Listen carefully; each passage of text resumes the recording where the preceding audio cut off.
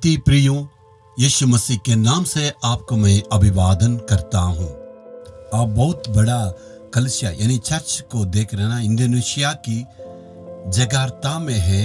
ये बहुत बड़ा चर्च है, कैथोलिक चर्च कहते हैं।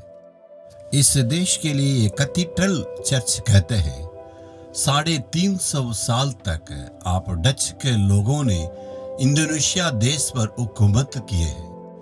200 साल के पहले बनाया गया सबसे पुराना कलीसिया के रूप में है। बहुत ही बड़ा विस्तार रूप से बनाया गया है और प्रतिदिन यहाँ पर आराधना होती है। और यहाँ एक खुशी की बात को भी देखिए, इसी के ठीक सामने सबसे बड़ा एक मस्जिद पाए जाते हैं। इस्लाम लोग यहाँ पर आते हैं और वे अलग से आराधना करते हैं। इस देश में मुसलमान और मसीह लोग दोनों मिलके एक साथ रहते हैं। इस देश में आप देख रहे हैं, आंकड़ा कहता है, सर्वेक्षण कहते हैं 2023 तक यहाँ 11% तक मसीह लोग रहते हैं और दिन प्रतिदिन ये बढ़ते जाते हैं। प्रत्येक साल मसीहियों की संख्या प्रतिशत तक बढ़ते जाती है और प्रभु का काम होता है। आज का दिन में परमेश्वर हमारे लिए क्या वचन को रखा है। व्यवस्था विवरण 7 अध्याय का 6 वचन है।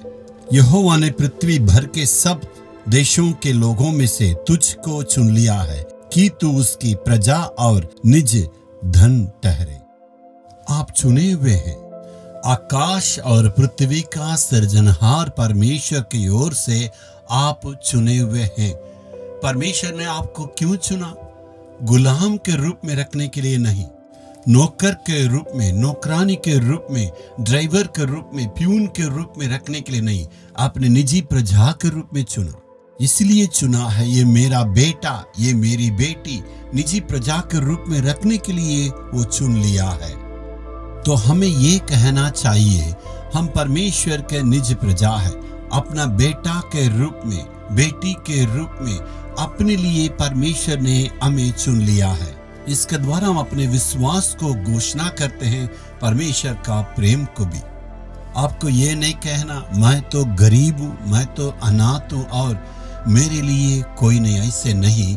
मैं यीशु का हूँ। आकाश और पृथ्वी का सृजनहार परमेश्वर का निजी प्रजा है। हमें अपनाने के लिए परमेश्वर यीशु ने अपने आप को क्रूस पर बलिदान के रूप में दिया और हमें चुन लिया है। उसने दाम झुका के हमें खरीद लिया है और अपने पवित्र लहू को यीशु ने हमारे लिए बहा दिया है। इस कारण आप खुशी से कह सकते हैं, मैं यीशु मसीह का हूँ। कुछ लोगों को देख के इतना घमंड से कहते हैं, वो कहते हैं क्या मेरे बारे में जानते हैं? मैं फलाना का रिश्तेदार हूँ। किसका रिश्तेदार? मैं सीएम का रिश्तेदार में हूँ और मेरे रिश्तेदार में इतना मंत्रियां हैं। और ज्यादा पूछने से कहते हैं वो मंत्री मुझे दूर का रिश्ते में हैं और ये लोग मुझे दूर के रिश्ते में हैं। लेकिन प्रभु यीशु मसीह ऐसे हमें दूर के रिश्ते में नहीं है। यीशु ने अपना खून बहा के हमें मोल लिया है।